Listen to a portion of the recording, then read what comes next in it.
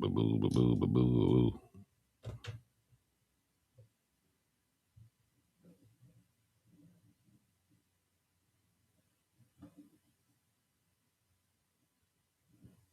Uh, what's going on here? Oh, snap. It started. Let's do it like this. Remix.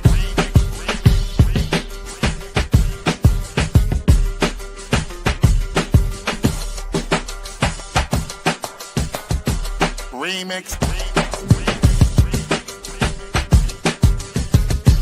Remix. Remix.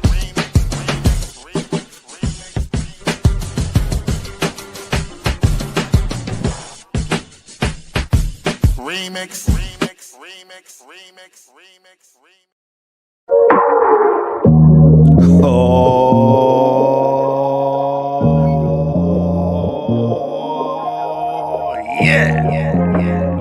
Welcome out. This is the Remix Morning Show.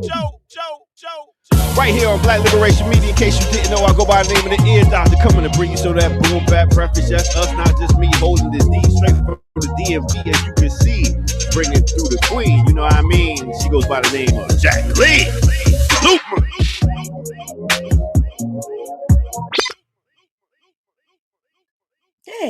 Hey. Oh, why you not? know what happened? Somebody over here in my set over here and took out the intro video. So when I push play, I'm over here like intro video. There ain't no intro video. So I'm up here like, what the? Anyway, welcome out, everyone. So happy when people That be makes all. me feel better. Yeah. I was like, wait a minute. Because the way I be having tech issues. Listen here. You know, I try to be professional. Anyway. Yeah, sometimes that's kind of hard. Oh, wait. My water Yeah. is hot. Hold on. Oh, your water's hot. All right, we Yeah. got a great show. We got Renee Johnston joining us in a minute. She had to go walk the dogs. You know what I'm saying? I guess.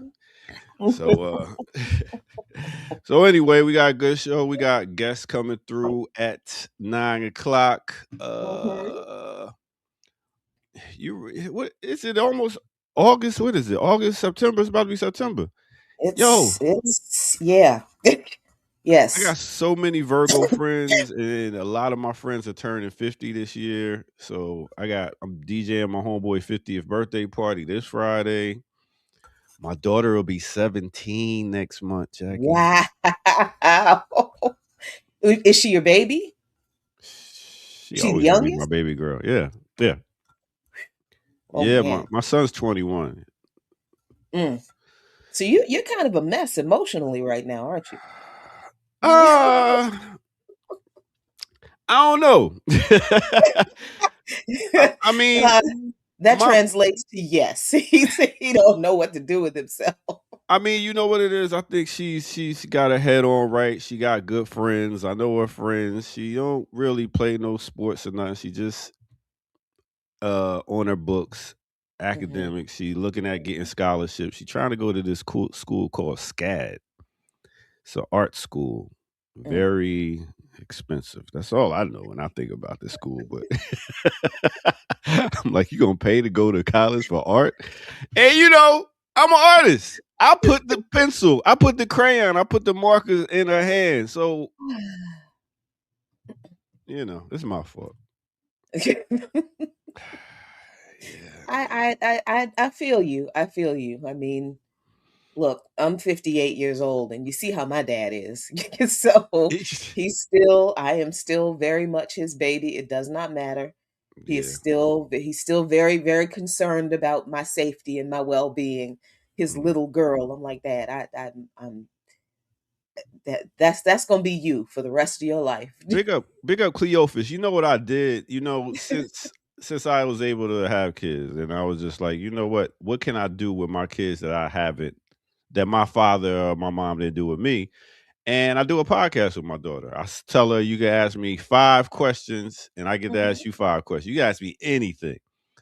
So, and that helps, like really, really helps, because you be scared of your parents. You don't want to ask them no questions.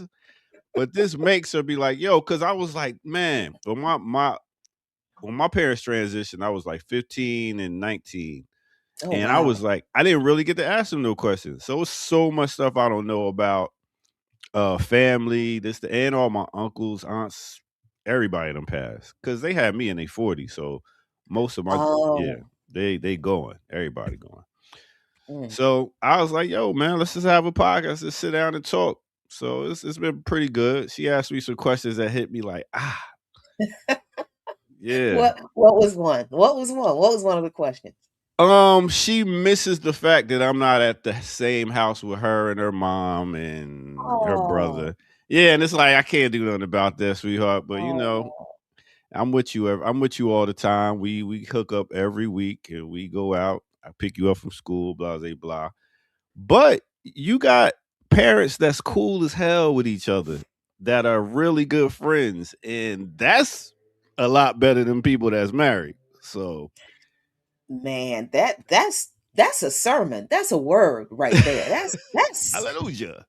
that pass the plate because I got you. And speaking of passing the plate, y'all could go ahead and donate right here at blkliberationmedia.org and hit that like button. You know what I'm saying? But straight up, I was just like, yo, your parents is cool as hell. I wish, well, my sister told me my parents was fighting, but I never knew that shit. They never showed me that. You ever see your parents fighting, or they was always, oh, never mind. I don't want to bring up no bad memories. my therapy session with my new therapist starts next week. Don't I'm trying to Oh. Okay, okay, okay, no, okay. my dad and I have and I think I've probably told this story before, but my dad was not around when I was growing up. Mm, He and my mom were young when they got married. They were uh 19 when they got married and mm, 20 when they had me. damn. And my dad was the youngest in a family full of girls. So he was very spoiled. He Mhm, was very, very spoiled. And he was not ready to be a husband or a father. He loved my mom, but he was a kid. yeah, And so was my mom, but you know how it works. The responsibility usually falls on the mother. yeah. So he was my dad wasn't around when I was growing up, but we have since developed a really, really, really beautiful relationship. That's good. And that's but there's a whole lot that it's like, yeah, this is Some uh, areas you ain't ready to touch yet, huh? yeah, Yeah, yeah. Some yeah. areas it's like, mm. Mm. Let's just do the slow build. Yeah, I think we can leave that back there. I think we can do Yeah, that. I think we don't yeah. need to mess with that back And there. and We're I okay. yeah, that is the thing now that you're older, you be like, you know what, some things you can't control. Right now, we can control what we can control. And how do we build and get better? So that's dope. Speaking of building and get better, I see they've restored some little bit more power to Gary, just a little bit, not too much. I, They're slowly building. huh. Big up to all Really? them out there, huh? Yeah, it sure is coincidental that after this 2 weeks without power in a majority black city in this country was broadcast on national news and talked about, well, I'm not sure if it was on national news because I don't watch national news, but I Facts. know it was all but it Yeah, was all over the internet, yeah. all over the podcasts, all over the social media commentators, like and somebody was like, oh, people outside of Gary know what we're doing. Mm, That's why. That's why we talk about these issues. yeah. Because a lot of the times when the ruling class in this country does things like this, they're banking on people not knowing about it and not caring about it. Mm-hmm. So we need to do as much as we can to disrupt their plans to do these kinds of things to people without under the cover of darkness. Mm-hmm. um I, so that's I'm glad that the public scrutiny has led to some movement in one area. Yeah. Now fix it all. Yeah, because I'm wondering. I'm after this show. I wanted to call Amber and see how she's doing over there in Memphis because I hear their Yeah. power is out too, and I'm like, what the is going on here? What are we in the 1800s? Like, what the fuck? 1800. So hopefully she'll be on tomorrow for the remix morning show. Don't even know. So I'm like, golly. So that's America, y'all. I don't know what Mhm. else to say. We And did you what up? see the video of the flash flood in Nepal Mm-mm. after the glacier melted? Look, um, Yo, there was another earthquake somewhere. Was it in Peru? There was another earthquake somewhere in the global south. There was a glacier melted in Peru, and there was a flash flood, and the footage of a was a government office, I guess, hmm that was in the valley where the flood hit. That thing wiped out that entire structure.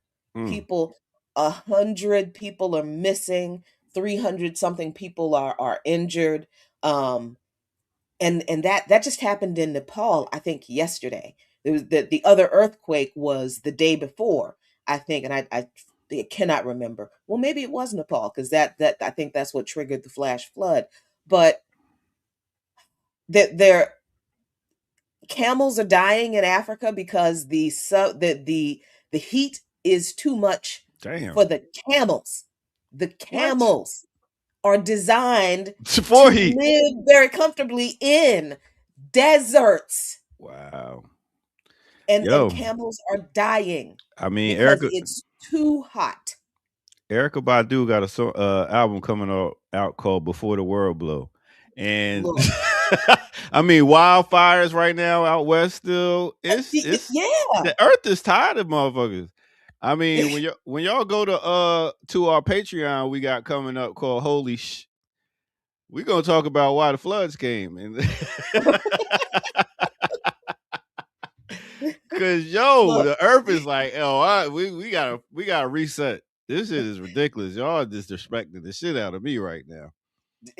and listen, people for years, and I always say, old country ass farmer over here, I've been telling people there is something you don't think climate change is real. Explain to me how there are so few bees, dragonflies, butterflies, and lightning bugs. Mm. When was the last time you went out into the Not park or in your backyard, your front yard at night in the summer and turned off the lights and your yard was lit up by lightning bugs? Cause that don't happen no more. yeah, I see some because I'm down south, but It's not like many. three. Not as many. Yeah, not as many.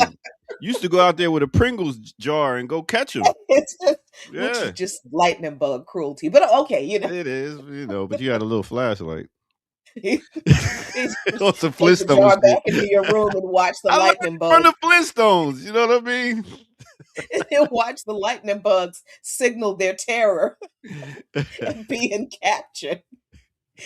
But it's it has been difficult. It has been impossible for people who really do love nature, and are always kind of steeped in it, to not notice that the environment has changed. Like we all notice it, but Mhm. we haven't wanted to admit it until now. And now, I mean, I think it's too late. Mm. I don't know that there is a reversing that can be done of what of the damage that has been done. Surely, yeah. Um, the pollution that the major corporations and the US military is responsible for, that are the major polluters causing climate change. If they stop today, yes, there would be an improvement over some, I think, of the environmental conditions. But I think that there has been so much damage done, and the the chain reaction of climate catastrophe has already started. And I don't know how much of it can be stopped at this point. But then again, I'm not a climate scientist. I'm not an environmental scientist. I'm just going by what I see. And Hey, I'm with you, ear doctor. Mother Nature is like, fuck all y'all right I'm, now. I know somebody else who ain't a climate experiment. Renee Johnston.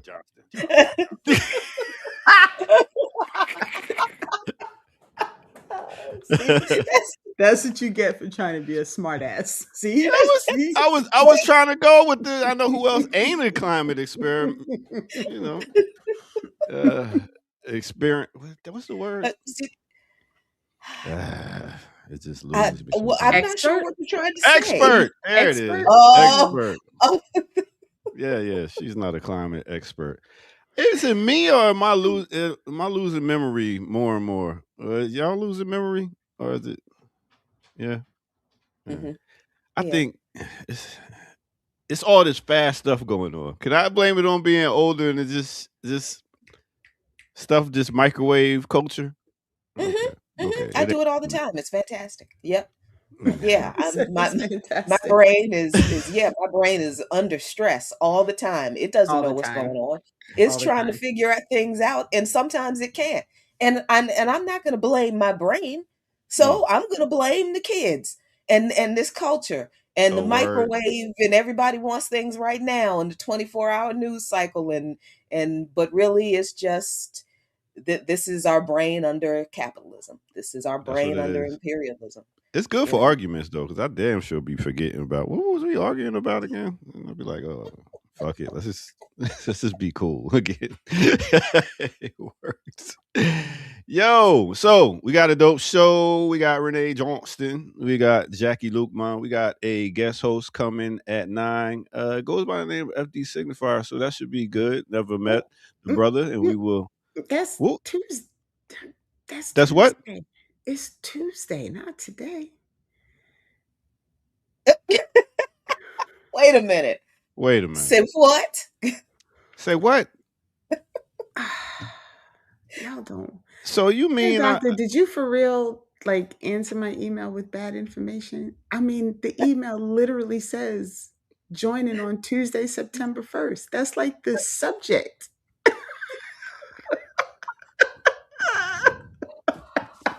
Oh, ladies and gentlemen. Man. And you know what's so fun? I was You, like, damn, he was quick with that thumbnail. That was fast. you I know who wasn't got it? You expecting know who that. got it wrong? Uh-huh. Yep. Yes. Yes. And that's okay. This, ladies and gentlemen, is a lesson My in the brain. workload of activists and organizers, and it's also a lesson in the fact that y'all kids and your microwave culture be making us forget stuff like this. Oh Yeah, my that's the god! funny because for you answered, and I was like, damn, he got next week's thumbnails done already. That was fast. I thought I you did said it didn't today. That's why I even. was like, "Where are you at, Renee?" I was like, "You And I invited was again?" thinking, I was like, that's weird. Because normally, if they need me on Thursday, you text me earlier, like, you know, We can you always need you, join? Renee. We You know, always need you, That this Renee. is true. Come This on. is true. I Until don't know where that you came from, but okay. But know, so stop. at 7:45, I was like, oh, I guess they got today covered. I'm going back to sleep. We still got a good show. Oh, yes, we do. damn, I gotta switch out thumbnails now. Ah, Oh, that's so that's And ridiculous. see, so. this is why I use the microwave culture as an excuse. Cause see what they doing? They don't even use microwaves anymore. They use air fryers. Did they tell I us? Did they know, tell I us? know. No, they didn't. It's still y'all fault. Your air fryer generation And, messing and with my You said memory air gulls. and they fryer. still cancerous. Wait a minute. How is air frying cancerous? That stuff that's inside, that black stuff that coats it. Yeah. Th- what? Why am I asking questions? Why don't I know better? What? I mean, you asked. Oh, I mean, okay. for microwave radiation to air fry. If you want it quick, something's not going to be good about it. If you want a good meal, you put it on the stove, you add a little water to the bottom, put the top on, steam it, it'll be ready. No radiation, no chemicals that's going to be coated around your food, getting in your food. Just stop being lazy if you can. If you ain't got a stove, I mean, shit, just eat it cold. Just eat it cold. You know what? Listen, some people ain't got nothing. You better eat. This is true. Uh, uh, So, This is true. Your doctor is correct. I mean, some where people did here. non-stick Teflon come So it in? depend. It does What? depend on the air fryer. Some of Mhm. them, the It, grate is made of. But I do people still make? They still use Teflon and stuff. I didn't even like mine. Doesn't use Teflon, so I don't. Mm, yeah. It's yeah, actual metal at the bottom. But they I about. Didn't I tell y'all this is a capitalistic place? They about making money. You know what I'm saying? They don't care about he no did health. not. Did he just say? Didn't I tell y'all? Anyway, I Were think it's those? time for a break. I'm tired of teaching. Well, Now, let me go ahead and teach some more. now, what? Oh, look at that! It's I fixed.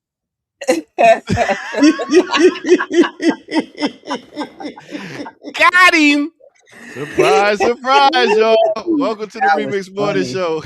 We're going to have a Oh quick Lord, break. this person. And then we're going to come back right here on No Other Than the Remix Morning Show. So let's Mm. do it like this. All right. Yeah.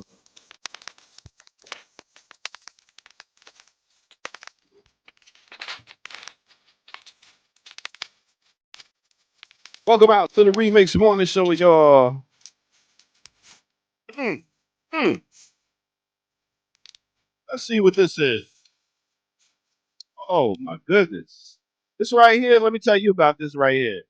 This is a brother that goes by the name of Raymond Mongo Santa Maria Rodriguez. Yes, yes, yes, yes, yes. Coming straight out of Cuba, Havana. Yes, he is a conga drummer. He is known for bachata and the boogaloo dance that came out in the 60s. His biggest hit was a redo right here, as you can hear. Let me bring this record back. Is a redo of The Watermelon Man by Herbie Hancock. Y'all remember this right here? Yeah. So that right there, he got inducted into the Grammy Hall of Fame for that in 1998. He's been doing salsa and Latin jazz. I mean, his first album was in 1952. His last album he did was in 1998. So you talking about decades of dope music. Yes, he did it. He made his transition at the age of 85 in 2003 in Florida. So if you want to hear some good music, go check out my man right here, Mongo Santa Maria. Yes. All right, let's get back to it right here on the Remix Morning Show. And that's Watermelon Man, y'all. That's right, baby. Come on. Dun, dun, dun, dun. Dun, dun, dun, dun, dun. Dun, dun, Mm, mm, dun, dun. mm, mm, mm, Oh, man. mm, Good mm, music. mm, Good music. mm, mm, mm, mm, mm, mm, mm, mm, Yes, sir. mm, All right. I hope mm. y'all in a great Oh, mood. I am. yeah, I'm not, but okay. All right, we're here. So we might as well make the most of I try to remind myself every day that like once you get up, you've already like beat the odds for the day. it. So just go. Like whatever else Yeah. comes, it's like just go. Just go from that point. It's all extra after Yeah. that. So it's almost football season, y'all. Y'all about to not see a lot of men. They will Yep. be in. Just like today. I mean, we got football Sunday, Monday, Wednesday, Thursday, and Friday. And Saturday, college too. Don't forget. I mean, there's no need to see anybody else right now. And you know, we just talked about. Well, I know one of the stories is us talk about CTE dealing with these football players and their concussions. But you know, that guy Drewski, he did another skit and Oh he's no. addressing it. Check this out. Okay. From going, well, maybe this guy can do it, to know he can do it. 19 in this half. Oh, my goodness. Helmet's out, ball's out, and a penalty flag comes flying in. Helmet-to-helmet hits are just part of tackling. Just watch the way he goes to the ground. He doesn't move. That does it, folks. Not sure if Ray Price will remember this. Concussions like that tend to stay with you far into the postseason.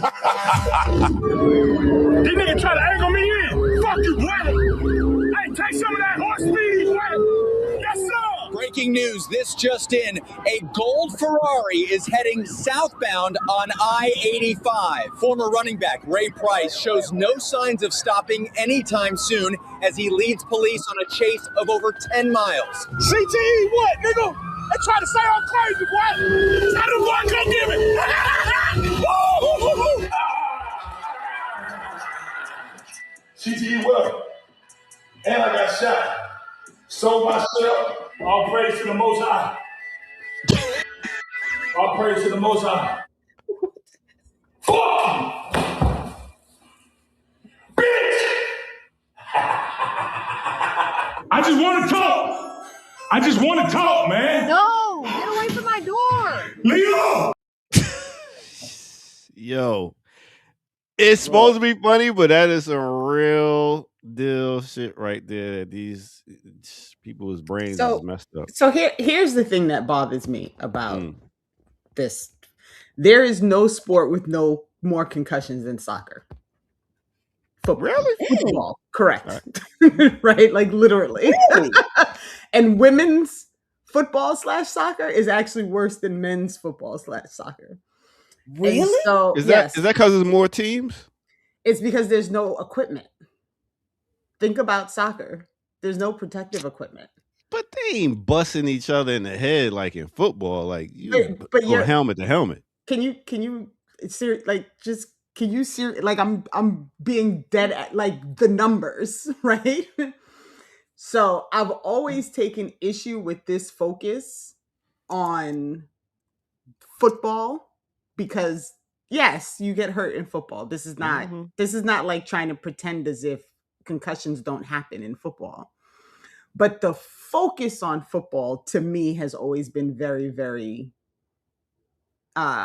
curious because it's literally not where the worst concussions, it's not where the numbers of highest concussions occur. And so it's and they've done a lot of work on helmets and like all these things to prevent that level of head. So it's always been strange to me this severe focus that has been on football, specifically American football specifically. And y'all have to pardon like my hat because I'm about to put my tinfoil hat on. Well, isn't it the fact that you actually trying to hurt people in football? Like our coaches told them get out there and light they ass up. I don't know if they doing that in other sports like football. I'm just saying not like football. Like yo, your coach tells you go out there and light these I'm like, motherfuckers up. did you not watch any of the World Cup? Yeah, I did. That wasn't no. Come on, that ain't that football. Well, there's not tackling in soccer, football, the and way it's not there is head to in head American spearing either. football. But head-to-head spearing is also not allowed in American football. Right. Oh, That's the supposed offensive to- linon, they be going head to head as soon as they But get no, off the ball. But it's not. And that's no, why it's there are not more head, penalties against them. right, and it's not head to head. It's shoulder to shoulder. So it's like honestly, like I'm not trying to be, I'm not trying to be funny. Like I really mean it. So the issue that I see is people talk about CTE. They do studies on CTE, but they specifically do studies on people who are already presumed to have that level of damage like in their brain. And so I'm like, with the amount of people who play American football, right? Is there an attempt at all to study everyone to determine if the percentages are actually as bad as they say they are. Because if you only test people that you think are going to show a problem, and then your percentages are based on the people who you think are going to show a problem, and you're not testing everybody, then like where's the science behind that? And for me, I've always had like questions about how much impact this, like focusing on the NFL specifically, which has a lot of black players, versus focusing on other sports where maybe concussions should also be studied like sincerely, and they're I, not I do look at studied football as as much. the gladiator sport, just like they had in the Roman Colosseums, more than I do other sports because yeah, so that's why you wear all the equipment. You know what, Dre, you are getting on my effing nerves. I don't know if you're not listening to me. I'm saying they're Uh not oh, testing every single football uh player oh, who has died for Jackie, CTE.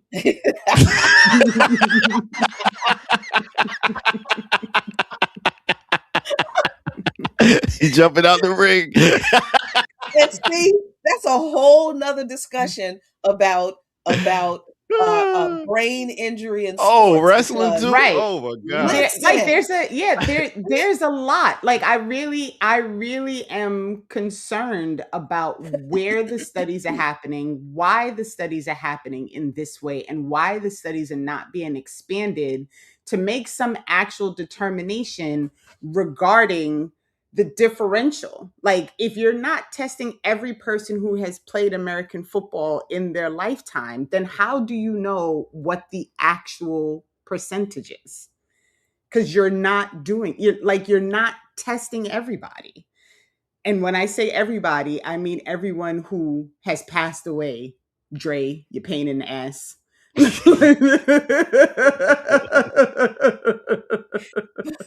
but and I didn't even realize that the the number or percentage of concussions in other sports, particularly soccer, football, um, are higher than in the NFL. I did not realize that. But I also think that that skit that Drewski did, as funny as it is, I think he actually like recreated some scenes where some football players who had CTE, Mhm. not treated, were exhibiting that behavior. And as I was watching it, I was thinking, every time something like this happens, because I was thinking of Junior Seau Mm, and how he died, yeah. because of, yeah, I think it was because of CTE.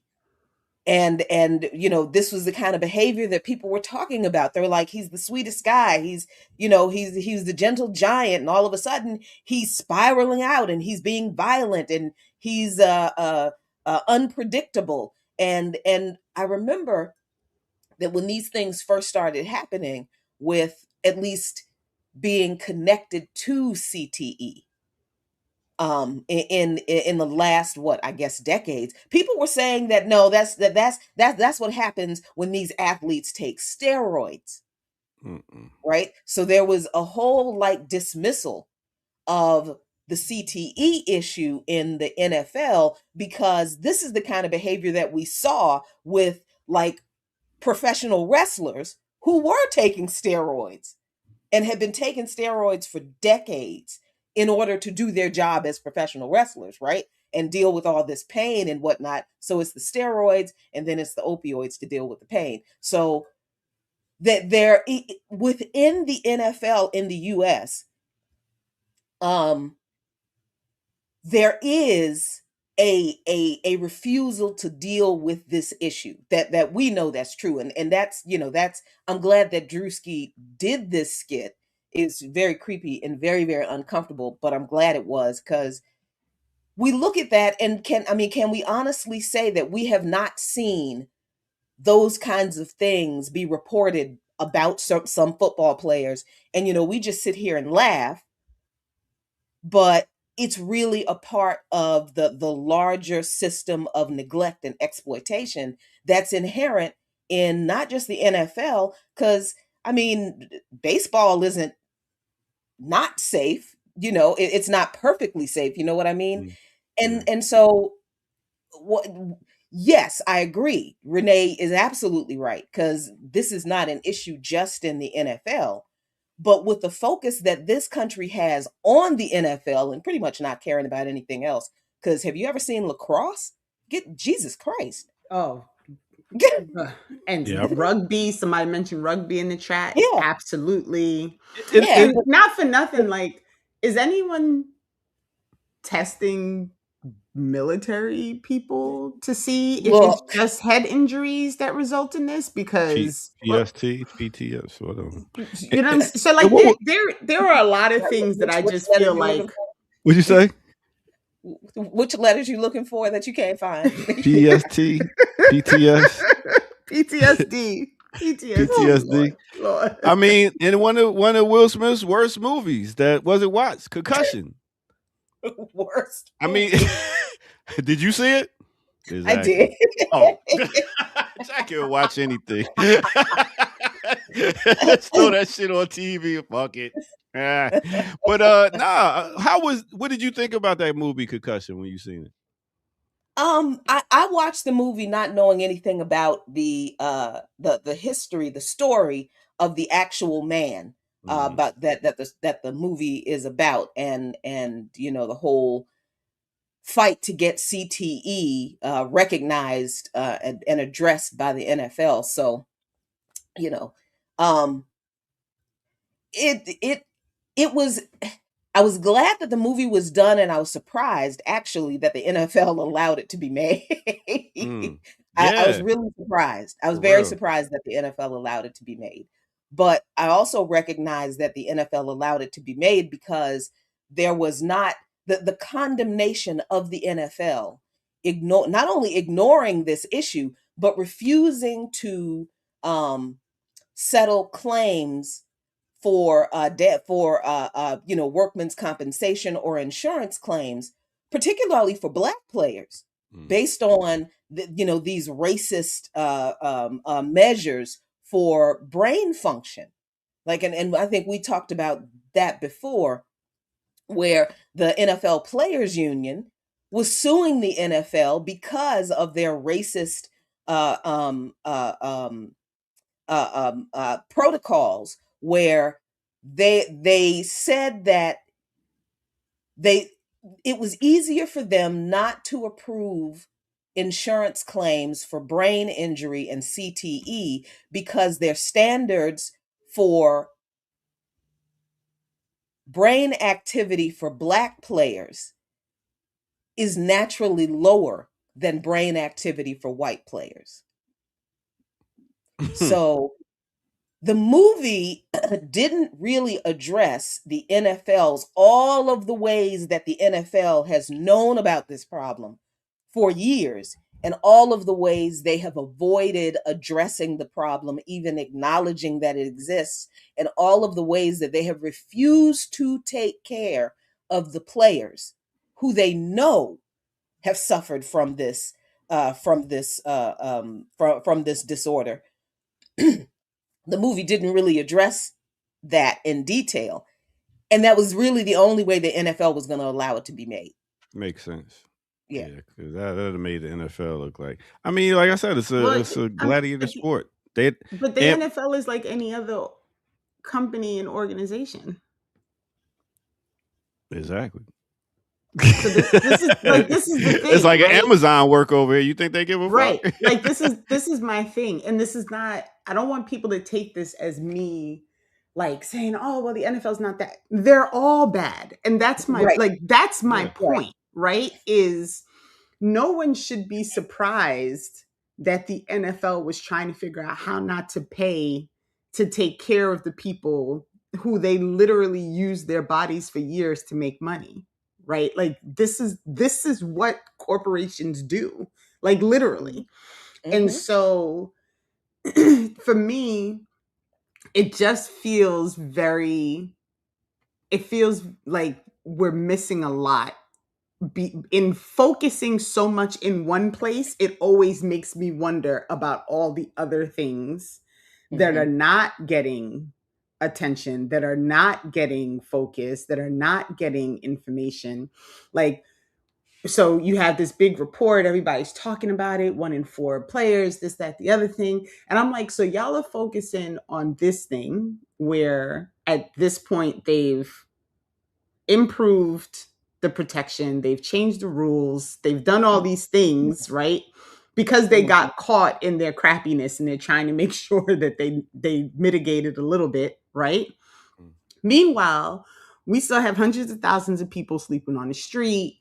We still have how many issues going on with chemical releases in people's neighborhoods. We still have police killing people. I mean, a little, and I'm very curious to see how this story plays out. A little white boy who's a baseball player got shot by the police for knocking on the wrong door in Pennsylvania over the weekend. And so I'm exactly. So, so I'm trying to get people to understand that it's not that I don't think this is a problem, and it's not that I don't think it should be studied. I am concerned about the intentional focus on the study and the ignoring of all the other things, because that is always what makes me say, whoa, why y'all doing that? Well, ain't that why these entertainers and athletes get paid so much money? You lose you fame, you got no more privacy. You lose that. You get into these sports, you'll tear something, you'll bust your brain up. It's like, but yo, we paying you all this money to do it. You know what's gonna happen. If I was a capitalist owner, I have in the contract like you might get CTE, but we gonna pay you $1 million. And think how many people would be like, well, shit, it is what it is. I'm gonna be sitting nice and making this money. And then I was just thinking about how in the military, how even after they serve in war, don't they get money? Some of them get money afterwards after they leave. What do you mean, like a pension? A pension or something. Don't they get money? Like, or you Yeah, got to have. no, I think once you play 3 seasons, you qualify for pension. Okay, No, and that's hard. in the military. Oh, In the in the military? Yeah, don't you get some type of? You got to I think be. it's you have to completely finish your, I think it's 5 years is the requirement. And you cannot be dishonorably discharged. Dishonorably discharged. That's what I was thinking. Yeah. So, I mean, they got stuff for them, and I guess Not a lot. not a lot, right? Not Not a a lot. lot. Not if you are an enlisted. Not if you're No. enlisted or an NCO, a non-commissioned officer. The only people who live good on those pensions are the officers, because they've been in the military for decades. Yeah. Everybody else with their little 5 years, 6 years, they don't get a whole lot. So correction, 20 years for the pension. Okay. There you go. Well, that which makes more sense than just having to finish your 5 I was years like, of shit, requirement. let me go get in the military, get my 5-year pension. Yeah, I think there are some. I don't know what the other than TRICARE, and I do not know what the like veterans compensation is, that they may get every month, and I don't know what the requirements are outside of the pension for basically retiring from the military. But the whole thing. This society, if we connect all these dots, like Renee is bringing up, we would see that when you look behind the curtain of the spectacle of football, and you don't even have to look behind the curtain. Everybody sees the militarism and the military propaganda, the pro-war propaganda that the NFL and the national uh, uh, um, what is it? Soccer and baseball. They all participate in this manufactured patriotism. Everybody sees that. But when they see these players not being taken care of by the league that employs them to entertain the masses, that I think does help people realize, oh, wait a minute, it's not just that the healthcare system in this country is crap for me. It's just crap. It's just Mm. crap for everybody. Like if the people who are on these teams who are making millions of dollars, and remember, not every NFL player makes millions of dollars. Most NFL players do not have multi-million dollar contracts because there's a lot of players on that bench, Mm-hmm. right? And most of them do not start. So if if if we see these highly paid athletes who are in top physical form get injured because of the job they have with the NFL, but they can't get the NFL to take care of their health issues that job caused, then that way people, I think, are able to look and say, oh, wait a minute, this is not what nobody should be treated like this. Mm. Everybody should have access to health care. This is something that they do to all of us. And hopefully that gets people to looking at other sports in other areas that are not being paid attention to. But unless we bring it up like Renee has, we how would people know? Because who thinks about lacrosse? Who thinks about, soccer unless your kids are playing soccer, football, right? How Because many they're of us not even care? popular in this country. How many of us even care? Like, yo, you getting all this money, you can handle your own mental health. Like, you making Yeah, millions. and that's We the out other here thing. ain't making no money, and we ain't got no money to get no mental health shit popping for us. I don't know. And that's the other thing, that just that most people in this country literally do not care. That is exactly how they think, ear doctor. Yeah, That's true. Right. yeah. That That is is true. exactly how people That think. is Yeah. true. So, and I want to clarify again because somebody in the chat was saying like they've studied this. I'm not saying concussions don't happen in football. I'm not saying it's not a physically dangerous sport. I'm not saying that CTE is not a problem in Did American they football. just log in, or why are you giving them attention? Because you didn't No, no, say nothing. no. I want to make it clear because I think people do this, and I want to say it because there'll be other people who also do this, right? Who watch and say, well, but CTE is it. I'm aware that it's a thing, and I'm aware that it is prevalent because football is a full contact sport. This is not in question. What I'm simply saying is there is a broader issue here that people are not focusing on because they are intentionally focusing on American football as an issue for CTE. And that is Yeah. where my spidey sense always prickles to say like, well, why is this the focus right now? And what is it that you all are trying not to make people focus on? And that's what that's what we do. I mean, because it's like, yo, media is always gonna push a certain thing. You know what I'm saying? So why are they pushing this? And then you gotta figure out, why is that the only thing they pushing? Why ain't they pushing other stuff? So yeah. Hmm. And I like this comment from Decolonizing It, kind of like always just talking about cops and not paramedics and firefighters, caseworkers, as Dorothy Roberts might say. And that actually reminds me of a reel I watched last week where somebody was said he was, he was in the South and he was talking to an older white man, and this white man was telling the folks who were sitting around about the shame that he carried around all his life because he was a firefighter. Grew up in the segregated South, and he told the story about how many times when the fire department was called to put out a fire at a black home, at a black business, a lot of times they would let the fire burn, knowing that people were inside the buildings. What? And yes, and he said this happened when he saw it himself, which means that he participated in it himself. And he So they said that he carried this shame. And this man was in his late 80s, I think. He was probably pushing 90, older white man.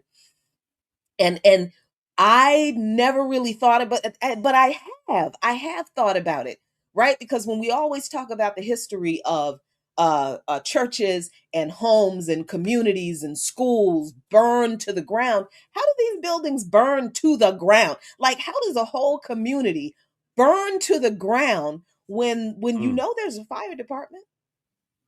You know there is. So it's just one of those things. It's one of those connections that we don't make that are almost like right in your face when you talk about the history. It's just we never make the connection. But this man, and I just really never, honestly, just never did. And Yeah. until I realized, oh my God, how many times, how many across this country, how many Black families, immigrant families, Muslim families, non-white families, how many people have been basically murdered by the fire department because of white supremacy and racism? It makes sense. It's like, yo, I'm not going in there to get them niggas. Fuck that. They can So burn. the problem isn't just cops, but all we ever talk about is cops, Yeah, true. right? True. And So it's also all the systems that engage with police, right? So mhm. you have the CPS system, child, quote unquote child protective system, that don't protect no children. You have schools that work way too deeply with police departments, in my opinion. You like there's all these other functioning systems that all rely upon these people who show up in costumes with guns unnecessarily and then wonder what happened. Like, oh, well, why did it get to that point? Well, why you call them? Why you call them for that? Y'all hear my dog wigging out? Oh my Because goodness. it's I raining. understand. I It's raining. understand, baby. Do you tell her He is how she is so neglecting unhappy. you? So, and Oh Stop my being God. a little bitch. Wait. Don't That's you what. talk to that Oh, baby like that. it's not a girl dog. Don't you talk no. to Oh, that my baby bad. like that. My bad. I thought it was a girl dog. I just Shame on you talking to that baby like that. Bark at him, baby. anyway. I just wanted to say, biatch. All right, so where we at, y'all? Oh my goodness. Starting off talking about they don't give a fuck about us. Michael Jackson made a song about it. I mean, yeah, when you do the connection to all the like someone said in the chat room, when you talk about the nurses, the police, the fire people, all these different people, they got their own thing. They can have and imagine when it was like the KKK, well, it still is, but like they was really just like in all these different roles. Like, yo, you come in and get your head worked on, throw this nigga somewhere and let him die. Cause I still don't think Khalid Muhammad aneurysm was an aneurysm, but that's just me. I mean, All right. this is why we need a revolution because, if we control the things, we can have the answers to the questions. Right now, we got questions. Who gonna answer them? Nobody in power. Not a soul. Nobody. And they know what's going on. They know. It is still wild to me. Honestly, it's still, this is the one aspect of this current political climate that still blows my mind. The fact that Linda McMahon is the Secretary of Education. I, I just, I just wonder how we would have dealt with if we would have stayed with segregation. No, really, I really wonder if we didn't I'm, integrate how we would be. you actually think that segregation doesn't still exist though? Now, I'm talking about us, as in how we had our communities. We Well, wasn't trying no, to go get huh? no, I'm asking if you think that system still doesn't. I mean, there's no signs, but the system still exists. Like segregation is still a thing. Well, it wasn't like we was trying to integrate at a certain time. We were trying to integrate into a system. I'm wondering if we kept our own system and didn't integrate, how we would be now. when did we really have our own completely independent system? Well, I would say more. Well, you could point back to Auburn Avenue. You could point back to Black Wall Street. We could point back to times where we had more of our own and we didn't have to go outside of our community.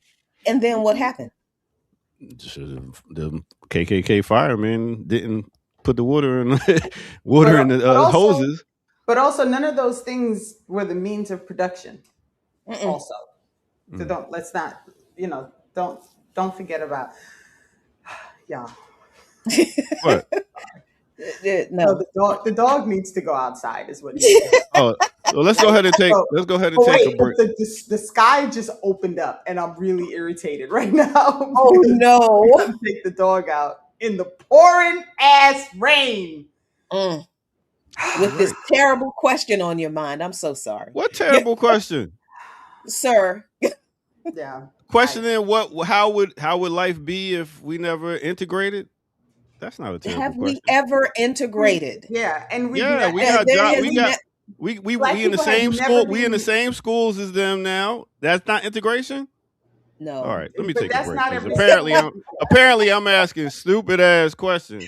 Oh, All right, anyway, I'm going to take the dog out. yeah, you go take the tell you in dog chat out. when I come back. Take that bitch outside. All right. What the sir?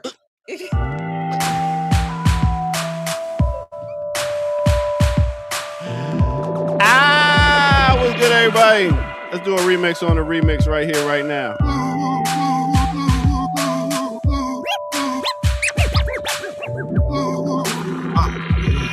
One time for your mind, one time for your mind. Check. We spent the last year writing rhymes, doing shows and chopping records, and traveled all around the world. We spent the last year. We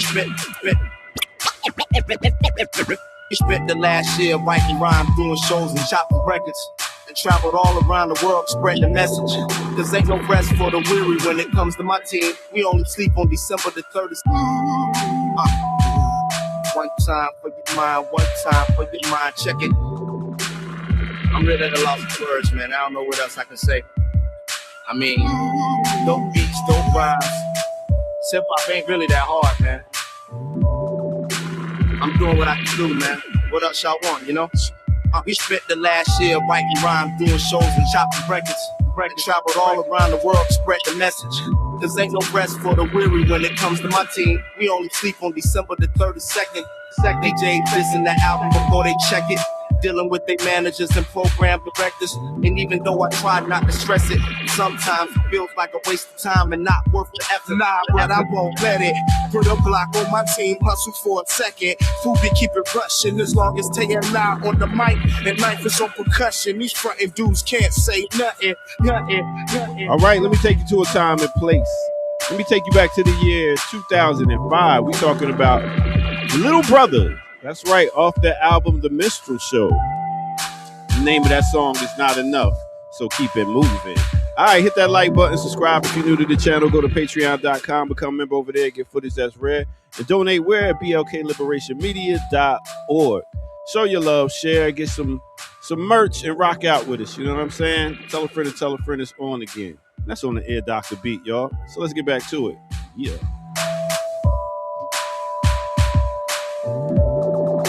Radio better play this the taste style, the nuts, and y'all just dated.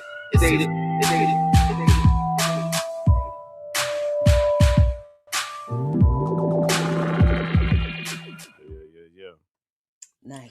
Nice. That was a quick, quick trip outside. It was. I don't even know if she back inside. She might still be outside. Renee, you here?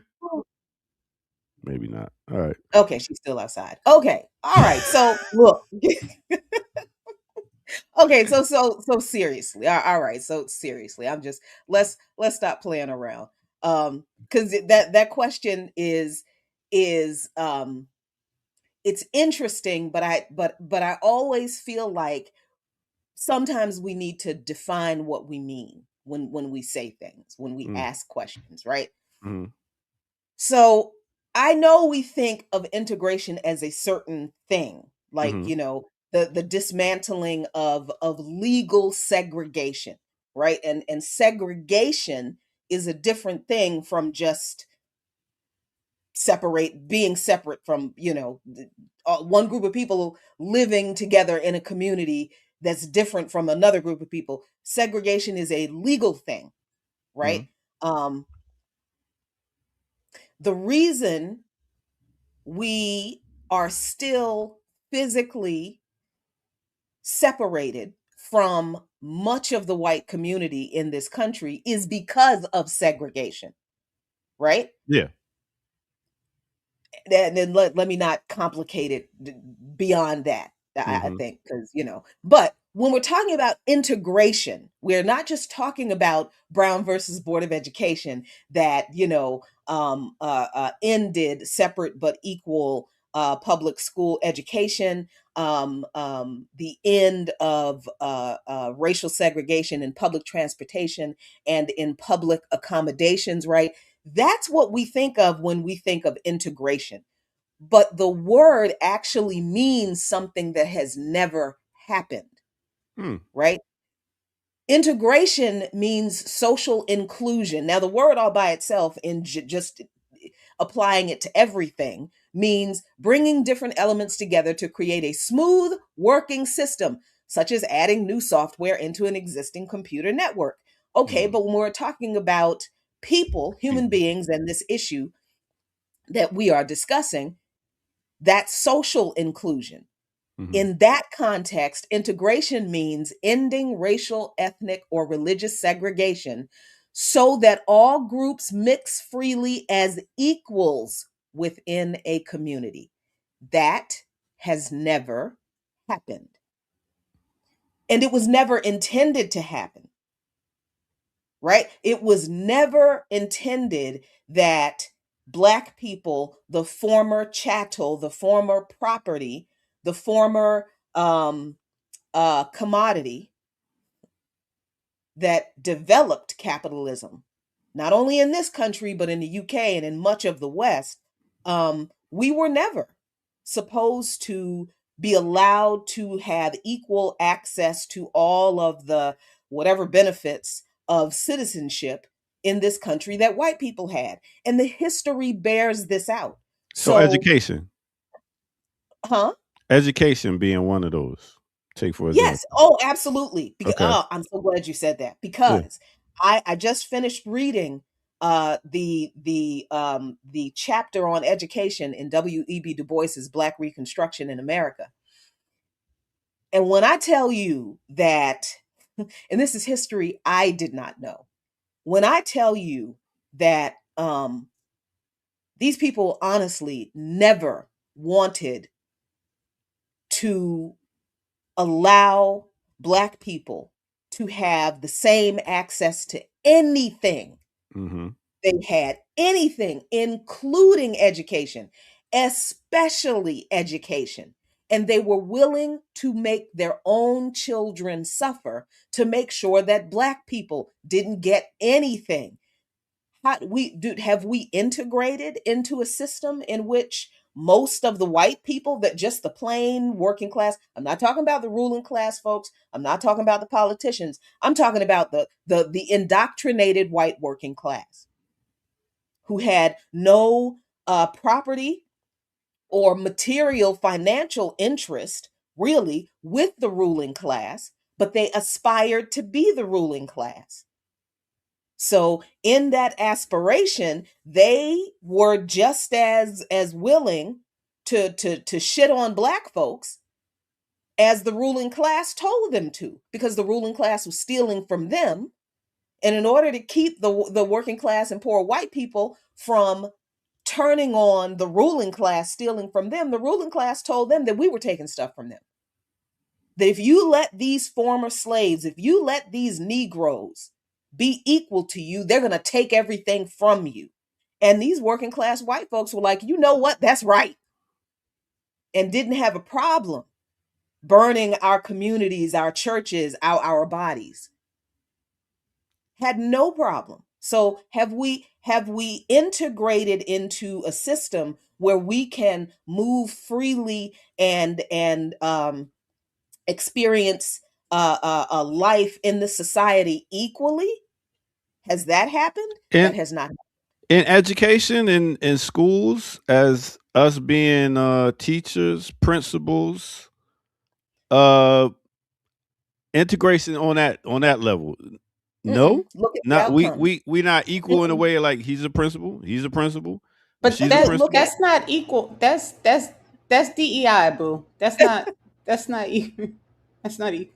I, That's not equal. because That's not because equal. look at the condition of the school. Look at the funding of the school. Is the principal in Detroit, in Metro Detroit, getting the same funding of a similar school in, I don't know, the suburbs of Southfield? You know what I mean? So it's, yeah, you got a black principal of a school with 2,000 students in one place, and you've got a white principal of a school with 2,000 students in another place less than 10 miles apart. Just because the black man is a principal of a similar school, it doesn't mean that they are equal, because the I can guarantee you the schools are not equally funded. They're not equally resourced as far as the physical tools the students need, books, equipment, that kind of thing. I can guarantee you that the school in Metro Detroit doesn't have the same kind of enrichment programs that the school in the suburbs has. So equal? No, mm, no. And I And know that the black principal don't make as much money as the white principal. yeah. yeah. And there's an intentional link of resources within schools to property taxes. And so what you'll also, and this is also intentional. So when you go back to redlining, when you go back to unequal distribution of the ability to buy a home, right? And then you remember that all schools in part are supported financially by the taxes, that the property and school taxes that are paid within their districts. And so what you have often in high urban areas, you have a lot of places where there are like property taxes not a, if you don't go sit down, go sit down. This dog is getting on my last nerve, y'all. I took him outside in the rain. He was like, "Bring me back inside." It was Now, pouring, now and now he won't leave me y'all alone. know I'm not equating that it's equality in these schools. I get that part. I was talking about the integration, as in being in these schools with other white people, other people, and being able to access the same books, the same education somewhat. That's what I was, and I noticed some get the older books, some get the newer books, but it still was access to an education where we got to learn about colonization and wanting to be a capitalist. Like reading these books, like, ooh, you want to get rich, you want to make this money, you want to But be where they are, so you're not poor That's not anymore. integration. That's indoctrination. Now. Like Mm. I'm still That's not confused. integration.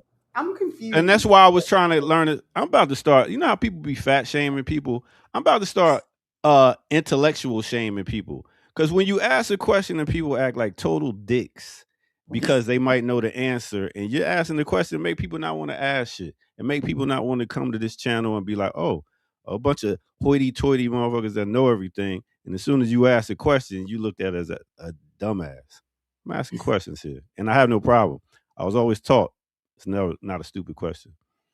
So continue. Okay, I don't know where that came from. That's for my chat room people that's talking Is the this guy shit. in the chat? See, Did he I inspire thought you told us to stay out the the chat. first time visitor to the My channel? job is to be in the chat. I got to make sure people ain't saying no crazy shit so I can ban them. Yeah, you just Continue. repeated the crazy shit he said. That's all you did. You know damn well that's not how we roll on this show. Wait a minute.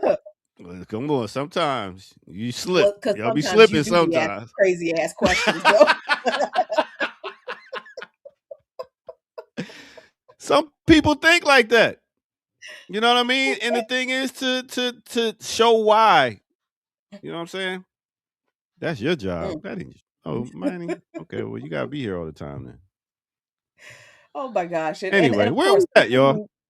I don't know, but people who just came to the channel for the first time do not know that this is how we joke like this all the time.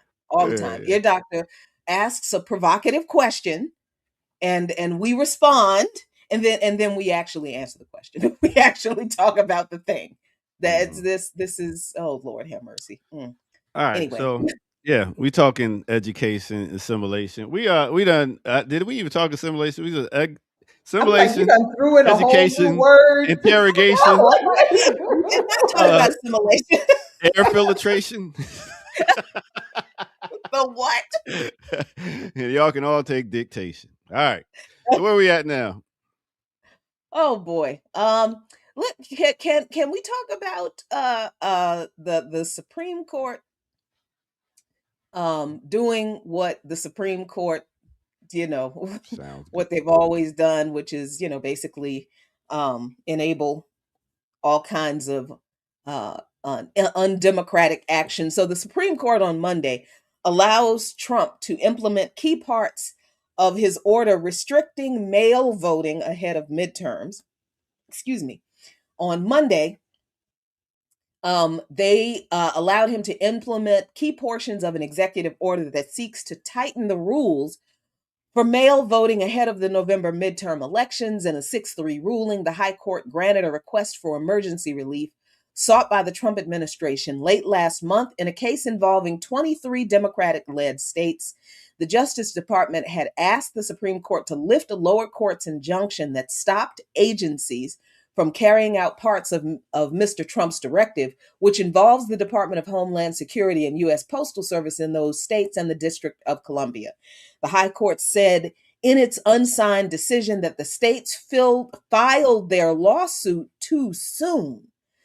Quote, the court's disposition of this application does not mean that any measure taken by the government to implement the order will necessarily be lawful, the Supreme Court said in an unsigned decision. On that score, time will tell. That is very interesting that was in the decision from the Supreme Court. But the order itself does not harm the states. So the district court lacked jurisdiction to bar the government from trying to implement it. The order to restrict mail-in voting doesn't harm the states where people are trying to vote, but it doesn't harm them. So this is Okay. this is the craziness of the legal system, though, right? Because essentially, what the Supreme Court is saying is you are filing a lawsuit based on a presumption of harm versus filing a lawsuit because actual harm has happened and it's too Right. soon to say this is going to be problematic for our voters. You actually have to prove that it's problematic for the voters, and then you can say this is problematic for the voters. The problem, obviously, to anyone with even like a drop of common sense is that means you are literally inducing harm.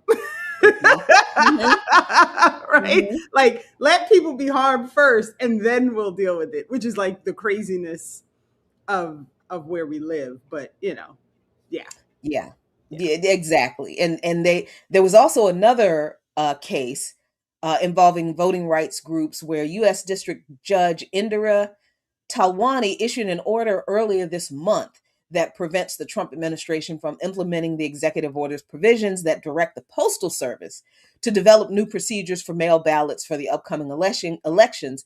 But the Justice Department will likely argue the Supreme Court's decision applies to that case too.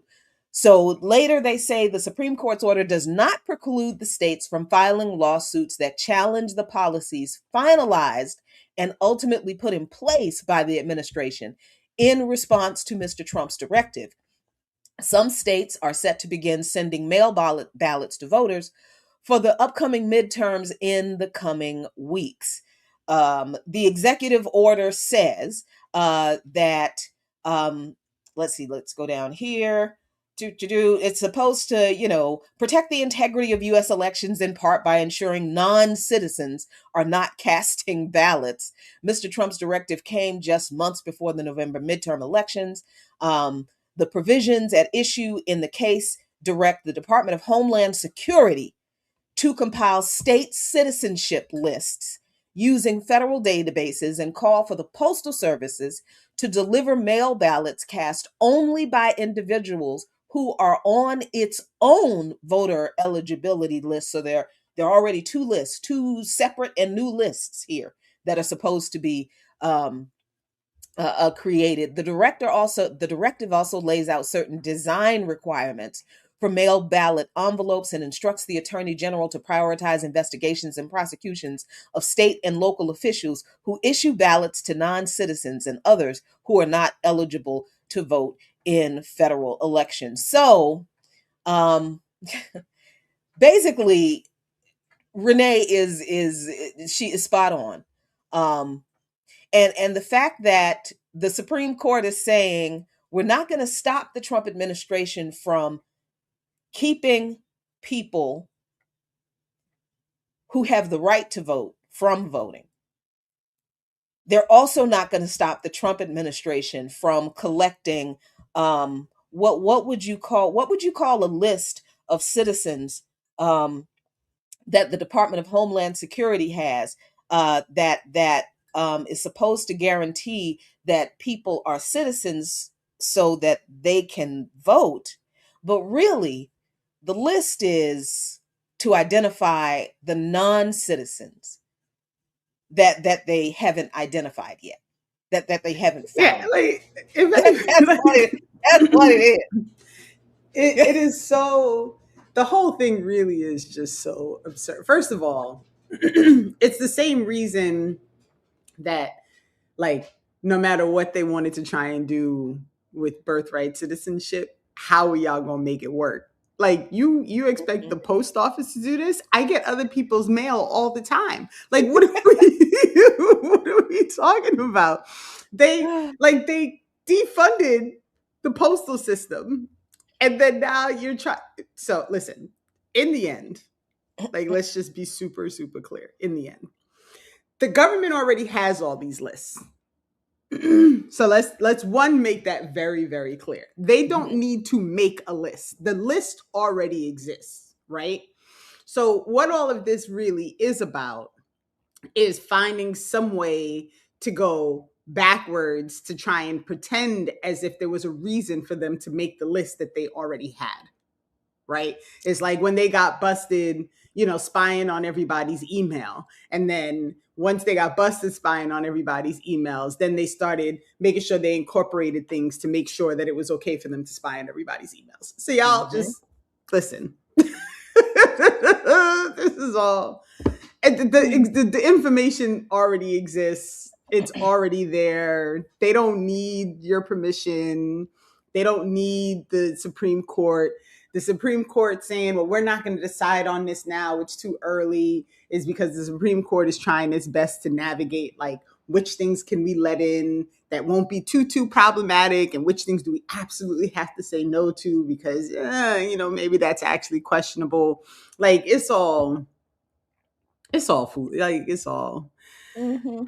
This is why I have a hard time telling people that electoral politics are worth energy. Like, this is why, because this is the bullshit that goes on that makes it very clear that our entire governmental structure is nonsense, right? And so, how do you do that?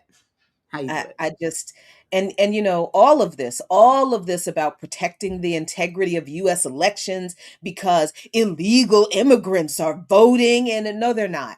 No they're not. According to the Pew Research Center, let's see, where is it? Yeah. Over 28 million people were living in the US in 2023 who were not US citizens. This included 11.9 million permanent residents living in the US with legal permission, as well as 2.1 million temporary residents visiting the US for a period of time, such as students, tourists, foreign workers, foreign officials. Pew's figures also include approximately 14 million immigrants living in the US without legal permission. In 1996, the US Congress passed a law prohibiting non-citizens from voting in federal elections, including elections for the US House, US Senate, and presidential elections. This law does not apply to elections for state and local offices because some states do allow non-citizens to vote in state and local elections, but non-citizens are not allowed to vote in federal elections or in the elections for Senate and House and all that kind of stuff. August 2026, federal law still prohibits non-citizens from voting in federal elections. No state constitutions explicitly allow non-citizens to vote in state or local elections. That's why some states do and some states don't. It wasn't something that they thought about when they wrote their constitutions, because they were all a bunch of illegal immigrants. Every state with voter registration requires voters to attest that they are a U.S. citizen when registering to vote. And 12 states have passed laws requiring proof of citizenship to register to vote in at least some cases. The District of Columbia and municipalities in three states, allowed non-citizens to vote in local elections. In 2024, 8 states approved ballot measures that explicitly prohibited non-citizen voting in their state constitutions. In 2025, voters in Texas approved similar measures. So this thing of, and let me give you the link to this so that you can have it yourselves, look at it yourselves, and you can stop believing that illegal immigrants are voting in the elections. No, they're not. They absolutely are not. And in places where, so New Jersey recently had a big thing because they discovered there was like, I think it was something like 2,000 or 3,000 people who were not supposed to be voting were enrolled. And I think like 300 of them had actually voted. But it wasn't someone who was a non-citizen who actively sought to go vote when they weren't supposed. They were told they could vote. This was an era. This was an era in the State Department works that told people that they were allowed to go vote. And so it's also this nonsensical, like, that people come here when, for whatever reason, that they decide to swim across channels and cross dangerous deserts and like all these things, right? And that their goal is to go stand in a booth and check a box. Like, if y'all don't stop this goddamn foolishness, like, no one is doing that. No one is like, I gotta get to the US so I can vote. Like, who's doing that? Who's doing that?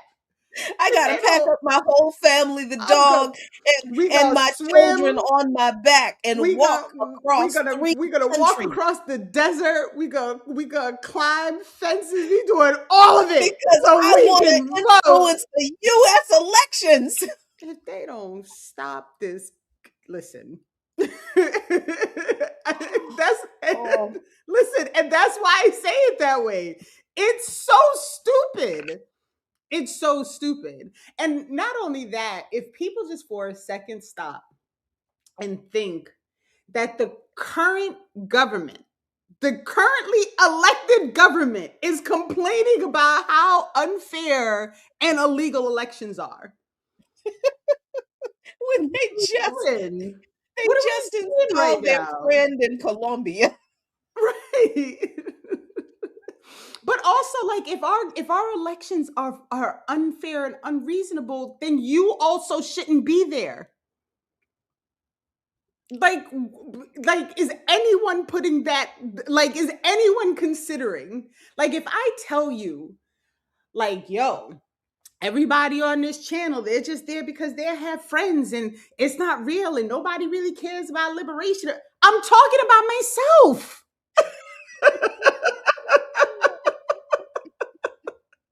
So, I'm just,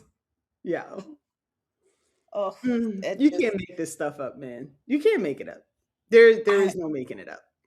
No, oh boy. It blows my mind that we have had access, like, literally at our fingertips. Yeah, and yes, I know it's like a water. It's like a fire hydrant. The information that we have access to, and not, a water hose. So yeah, it has been hard to sift through the truth and the bullshit, but there is no reason for people to continue to believe that illegal immigrants get free stuff that Americans don't get. But the ignorance it's manufactured. We understand that the indoctrination is manufactured, and the education system in this country is intentionally designed to make people this stupid, so that they can believe this stupid shit and let the ruling class do what they've always planned to do, which is why, because we talked about the Powell memo, which is why one of the things that they were always focused on, the ruling class, was making sure they control the education and entertainment systems so that they can keep people deeply indoctrinated, very much in the dark about the truth, so that they could push this ridiculous bullshit. How in the world does a country still full of 338 million people, how in the world do most of those people still not know that people who are not quote unquote citizens do not get social services outside of like care in the emergency room, right? And maybe some states will give them some state SNAP benefits or something like that. But how do people still believe this when all you have to do is take the 2 minutes it took for me to do that search and come up with that Ballotopedia? And that wasn't even the first result from the search. There were like 4 other things, sites before that, but I like Ballotopedia, so I always use that one. You can do that too. You do not have to stay this ignorant, believing this foolishness, supporting this man because the illegals, and most people have never met. Most people in this country who believe this racist, stupid, ignorant shit have never met an immigrant of any kind. They've never met a Muslim, and believe it or not, most of them don't know any black people, or people from the global South, or people who are not white like them. So they like being ignorant, and they're not going to do the thing that is basically free and just Google some damn shit and stop believing this. But although we are a country of deeply indoctrinated people, we're also a country of lazy, intellectually lazy motherfuckers who really just like being told what to think. And I don't know how else. I don't know how we gonna survive that part, Renee. I really don't. I mean, I don't know. I don't know. We all got CTE, colonized through education. See, Ooh, I oh, like that. Look no. at you. Who came up with that?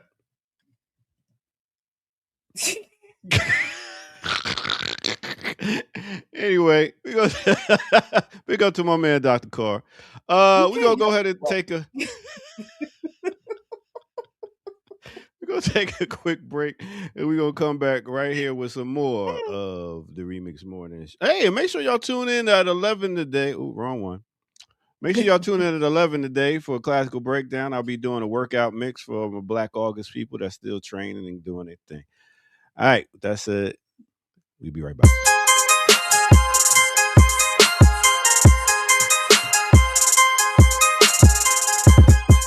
Yeah. Welcome out, y'all. Thank y'all for coming through, rocking out with us, hitting that like button, subscribing if you are new to the channel. Big up, share, let everybody know this is where they need to be, rocking out with us. We'll be back here tomorrow also at 8 through 10 a.m. But we do got a lot of dope shows here on Black Liberation Media. Last show that just aired was Dare to Struggle, Dare to Win. Let's see what they got to talk about.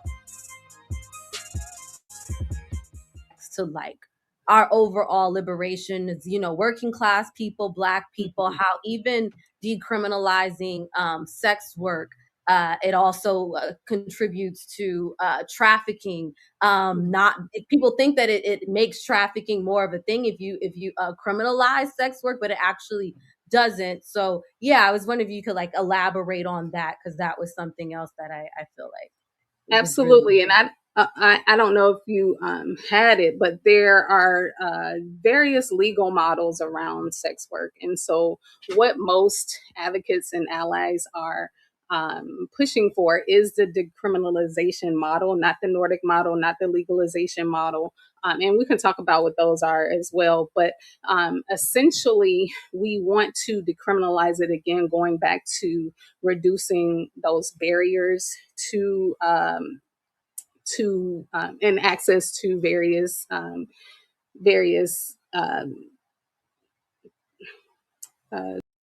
Tune in and you'll find out what she had to say. Got him. All right.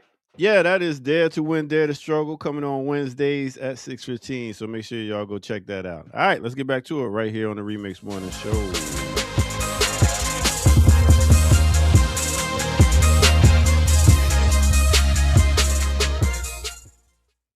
Yeah. Mm-hmm. All right. That was a good episode. I enjoyed that. What was they talking about? I'm not telling you. Everybody has to tune in. You see that teamwork? You see that teamwork? Anyway. What a damn fool. I know it. Okay. Oh my gosh. And you know, just to wrap up on the discussion about non-citizens, because there's no such thing as an illegal human being, especially not when you're talking about on a country that was stolen from other human beings. But you know what? I don't care if non-citizens do get benefits from the government. I don't care. You know why? Because this government stole my ancestors. This government stole this land, and the white settlers who came over here from Europe got free land. After the settlers, the original settlers came over here from Europe, and the original settlers were a bunch of criminals and religious psychopaths who tried to overthrow the British government. Well, actually, who tried to overthrow the Church of England.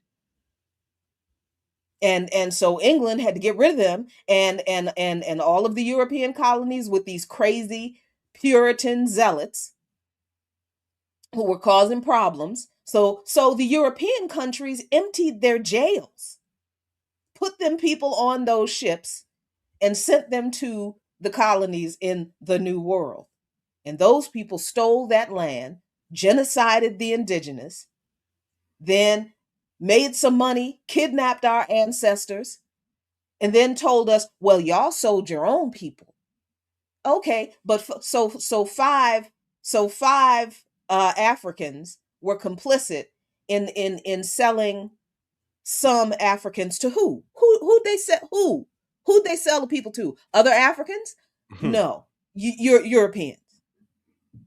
So we're talking about being mad at the indigenous people of the land. These people from global South countries are not immigrants. They're indigenous to this land. Ecuador, Peru, Argentina, Brazil, Colombia, they were here first. So I don't care if they get some benefits that they're owed, and so are we. Yeah. And the way this government steals from us and everybody else, and you mad because some poor person who is escaping hell that this government has created in their country, to the point where they can't live in their own country safely anymore. They have to go to another country just so they can survive. And we know that this country steals from us, and we know how this country also exploits the hell out of them, and you're mad because they might get some SNAP benefits? Man, please. You hateful somebody. Just as hateful as the damn government. This whole country is ran by immigrants. I mean, the first lady's an immigrant.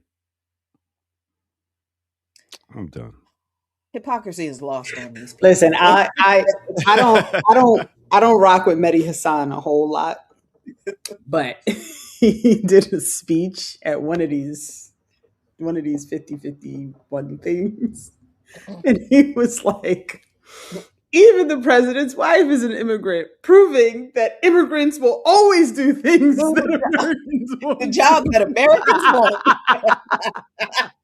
The first lady. that was like, yeah, I was that was cracking pretty up. good. I was pretty funny. That was, but That's a hell of a job.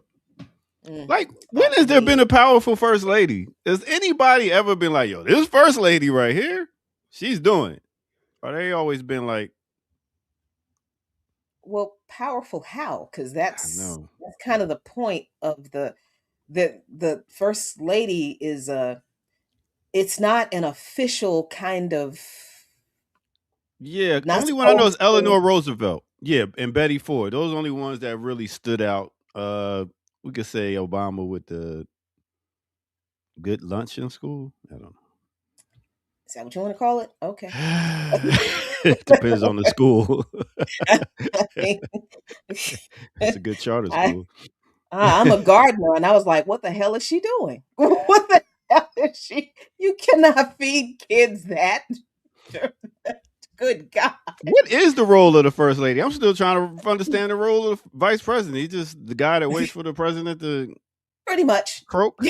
And Oh, okay. basically, they do whatever the vice president does whatever the president tells them to do, and stands in for the president, whatever for lesser diplomatic kind of things.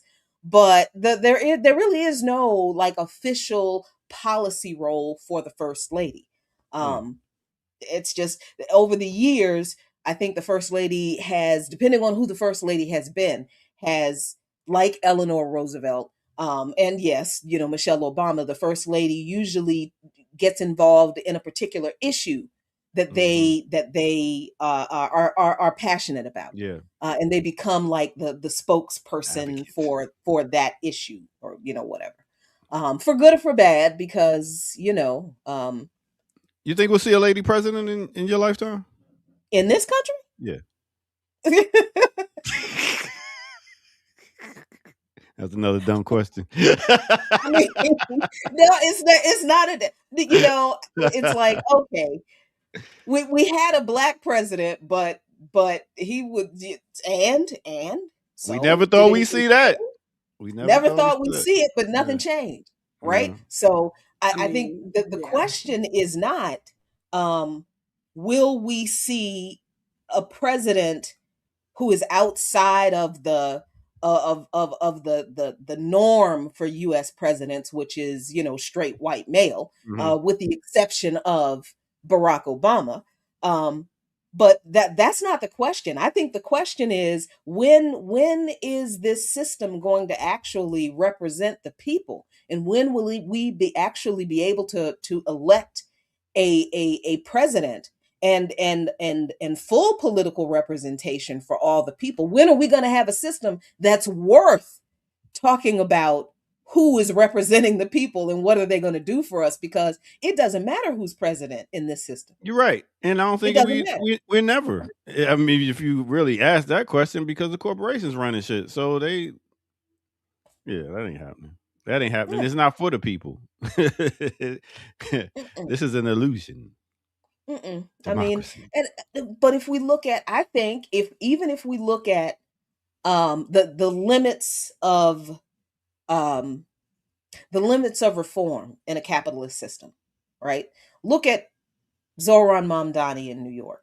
Now the policies he's implementing have been really good. Really, I love the I free heard he's not grocery bad. store. Yeah, the free grocery store, what he Mhm. did with giving the parents of New York like 4 hours of free childcare to just Mhm. go, be parents and do parent things together without care. I think that was great. That was so wonderful. That was really lovely. And I think it was a good way to use policy to make a point, Mhm. right? Like, this is why we should be providing these things for working people, because look at the benefit to working people. And that's an argument that I don't think you make to the powers that be that don't want that.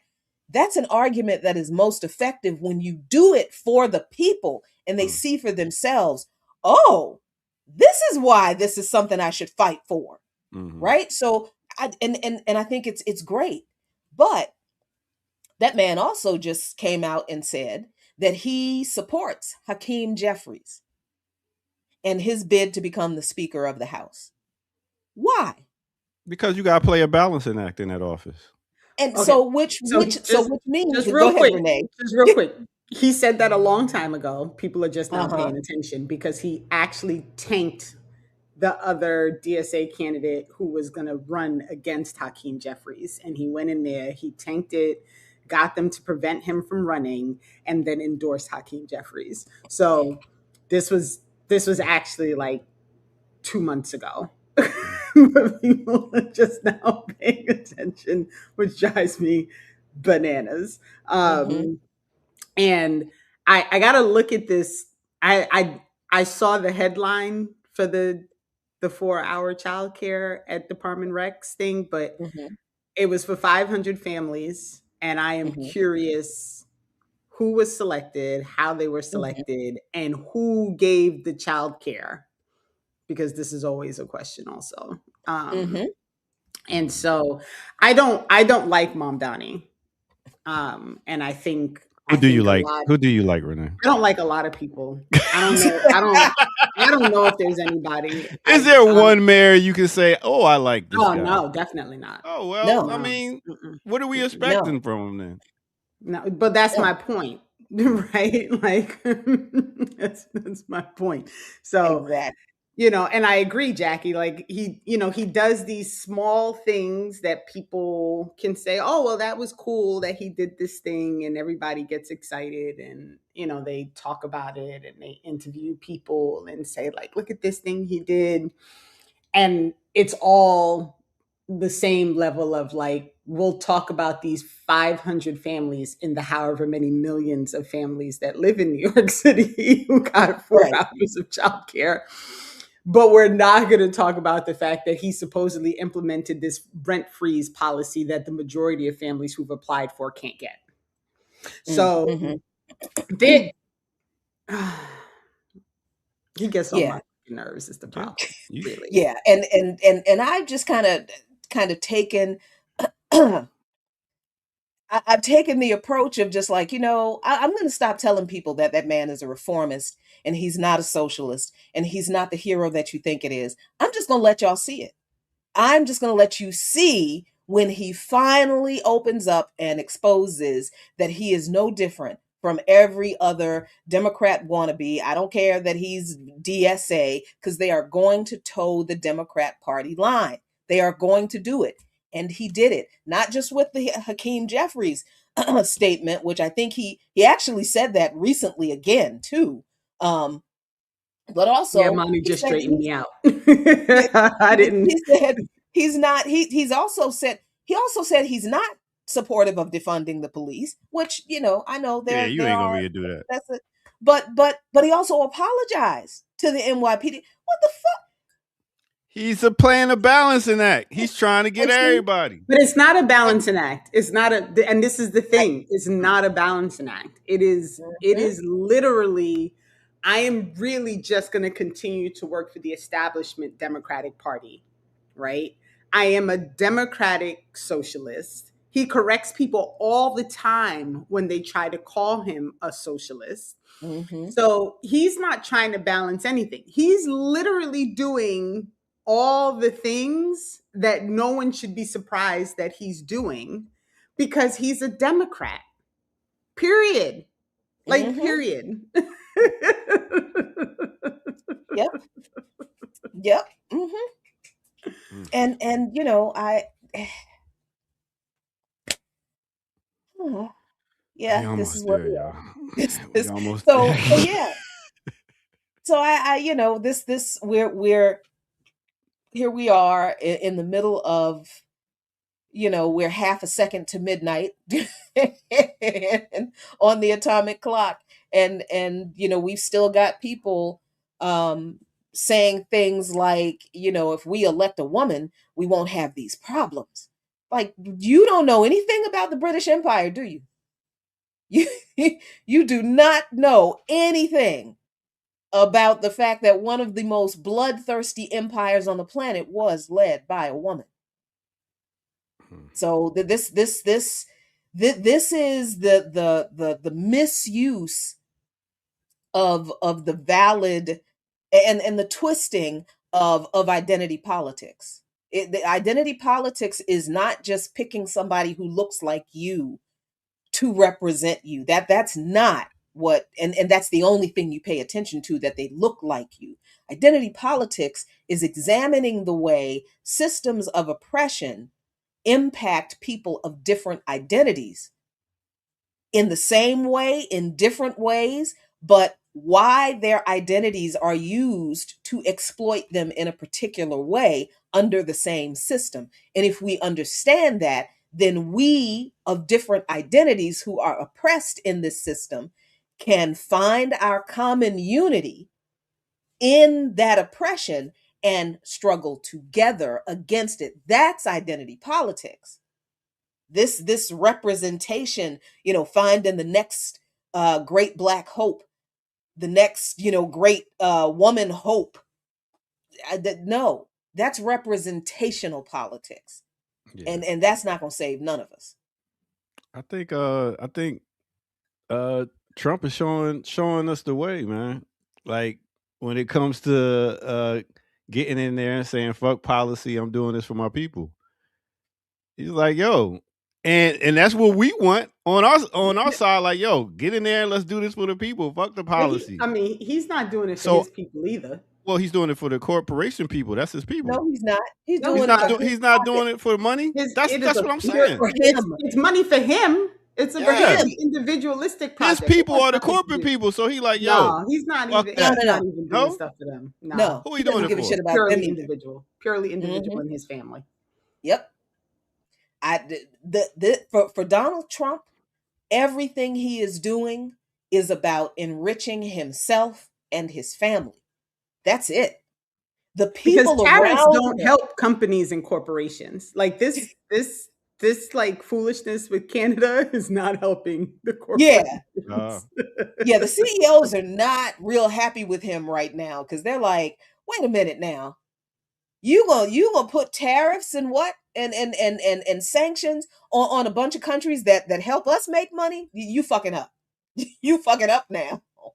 They're fine. Well, they're not all fine because the agriculture industry and the farmers, they are not happy with the deportations because they have known all along that Americans are not going to do those jobs, and we damn sure ain't. We damn sure are not. And we know that the descendants of the lazy ass white people that forced our ancestors to come here to work for them, we know they ain't doing it. So Trump is not popular among the CEOs because he has crossed a line where he can't control the chaos he's created. And now the chaos he has created is affecting their bottom lines.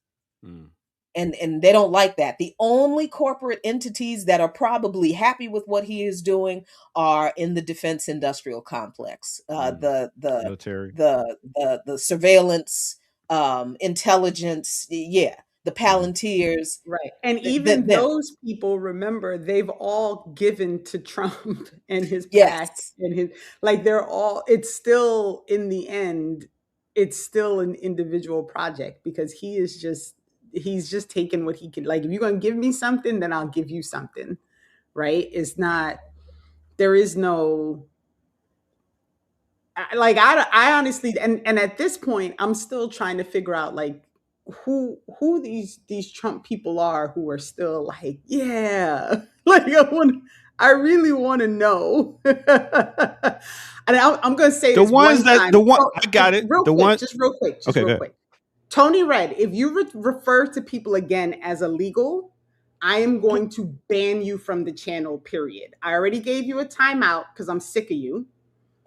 But for real, people are not illegal. Stop it. Stop it. You can be FBA. You can be what you want. You can comment about what you think things are. Stop calling people illegal. Got in mommy mode. She got in mommy mode, yo. Thought she's talking to her dog. No, you can't be an asshole here. You can't be an asshole. There is no such thing as an illegal person. Ooh, Tony. That type of bullshit those are the people who still think that Trump is woo, because the people around Trump who are pushing this shit, these policies, they're the ideologues. They're the ones who are the true believers in protecting the white race and white Christian nationalism. And yeah, they're the ones who are deeply ideologically committed to this racist bullshit. And then that's not to say that Trump is not a racist. It's just that he'll do whatever the fuck he can to make as much money as he can. He doesn't care. That man is not a Christian. He doesn't give a shit about Christianity, but you see how he appealed to those Christians and those idiots flocked to the White House. Jesus Christ. Good guy. He's good guy. What I love is the pictures of people like praying over him in the Oval Office and stuff. I'm like, why won't about to burn those up. are the people. What is happening? The ones that can say whatever they want to and be racist and like they really want to now, those are the ones like, yes, we finally got a mouthpiece in the White House. So they feel comfortable right now. That's why a lot of people get punched in their face right now for just coming out their mouth. And can we shout out Spider-Man in Michigan? Can we shout out Spider Bro in Michigan for giving Jake Lang the what for? When he and his bigoted Islamophobic alleged Christian friend decided to drive a pickup truck. The one guy had a big white cross, and Jake Lang had a sign that said, Jake Lang loves blacks, but hates N-words. And a brother dressed in a Spider-Man suit, and they're in this pickup truck, Lang and this other white guy with the cross, and they decide to drive up on the sidewalk, and like in the midst of a demonstration or something. So a brother dressed in a Spider-Man suit, and we found out he was a brother because he was detained briefly. But a brother dressed in a Spider-Man suit jumped up on that pickup truck, like literally jumped up, like you see in the action movies, jumped up on the hood of the truck, ran up the windshield, got on the top of the truck, and started swinging. Get out of Michigan. Shout out to Spider Bro. Shout out to him. That's how you deal with Nazis. Period. Wow. Big up the Spider Bro. All right. Anything else? We are coming to another close of a beautiful show. And as we know, I'll be right back here in about an hour to give you a classical breakdown mix, a workout mix. So go get your outfit on, put your ear pods in, and play it and work out. Or do what you can. What you got coming up there, Jackie? Fridays, Darker Than Blue, I will be talking about W.E.B. Du Bois's Black Reconstruction in America, and specifically the chapter on what is it called? Founding the Public School. The history of public schools in the South is fascinating, and it absolutely does factor into what we talked about why white folks in this country do not want certain people to have things that they consider free. Absolutely does connect to the history of racism in this country, specifically the history of freed people establishing public schools and introducing the idea of using taxes to pay for public schools. So that's Fridays Darker Than Blue. What was it? The Arkansas? And there might be a standalone video. There might be a special Patreon video about that. Might be, maybe. I don't know. There we go. It's time for me to do a little note too. So this is good stuff. All right. What was it? The Arkansas Nine, or where were they from? The Little Rock Nine. Little Rock Nine. Oh yeah. And the history of how those schools, the public school system in Little. Oh my God, you got to read Black Reconstruction. You have to read this book. You got to tune in Friday. I just bought a copy of that book like a couple of weeks ago, and it's just waiting waiting. I feel like I need to read it with other people so that when I encounter something, I can be like, what? But I'm gonna read Yeah, that chapter before I watch on Friday so that I can yeah. And be I'm fully thinking tuned in. about how to do that because I do want to read this book collectively because it is absolutely amazing. So I'm thinking about how we can do that. I Um, mean, we can pull the millennials. I can talk to Jay about how he sets up his reading groups, oh, and then we can do a Black Liberation Media reading group on Black Reconstruct. I'd be down.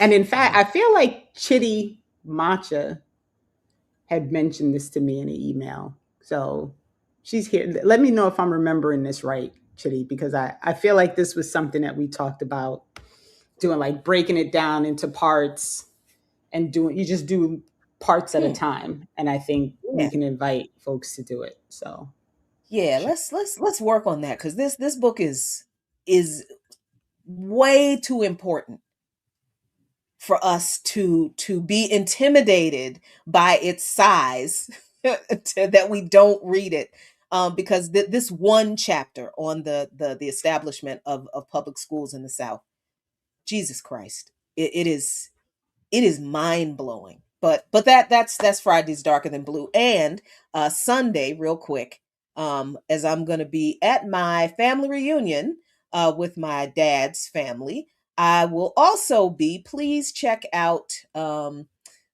Please register for this webinar. Here we go.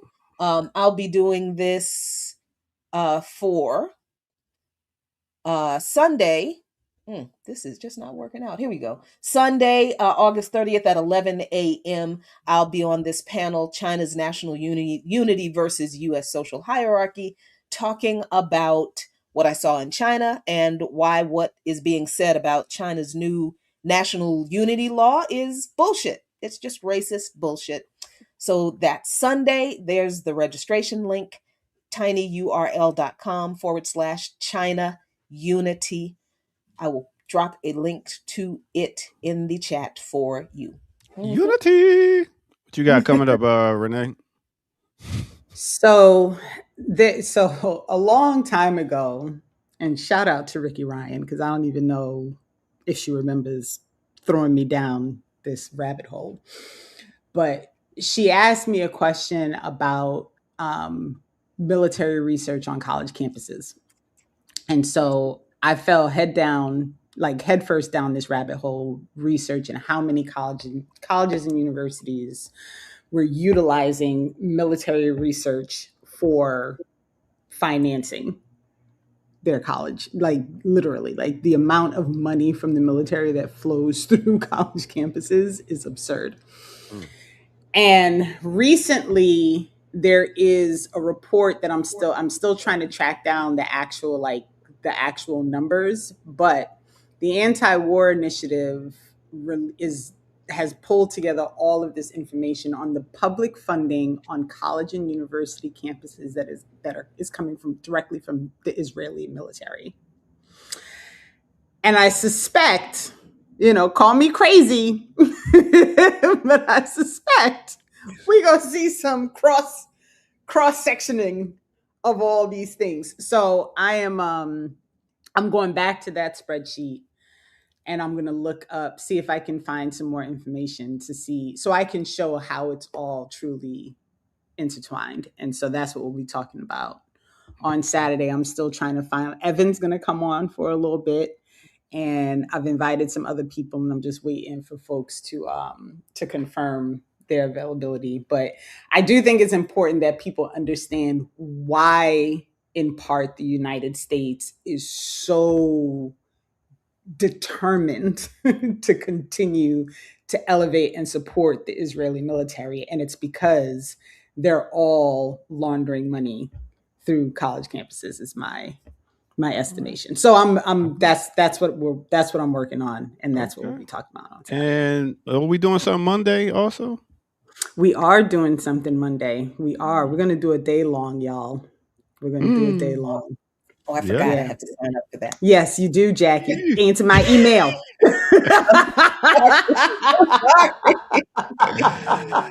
Yeah, those damn emails. So, yeah, I know. All right. It's all good. So yes, we got things going on over here on Black Liberation Media. Make sure y'all come through. And this book club, y'all gonna have snacks and drinks, because I might join. I mean, it's gonna have to be online, so you're gonna have to have your own snacks and drinks. Snacks and drinks brought are encouraged, I think. Yeah. All right, I might make my way out then. All right, I am the Air Doctor. That's Jackie Lukeman. That is Renee Johnston. This is the Remix Morning Show, and y'all tuned into Black Liberation Media. And as we say, organize so we can rise, y'all. Y'all have a great day, great weekend, and come back and join us tomorrow morning at 8 a.m. for some more of the Remix Morning Show. Now, peace out, y'all. Black Liberation Media is a collective of Black and African organizers, journalists, academics, and media personalities serving Black and African masses seeking to further grow in their understanding of themselves, their histories, and the African world through entertainment and news. Please continue to like, subscribe, and donate to the channel so we can further serve you and liberate our people. You can also go to blkliberationmedia.org, get some merchandise, and also become a Patreon member and a member from the YouTube. Please do what you can, share, and show your love as we will show ours for you. Black Liberation Media.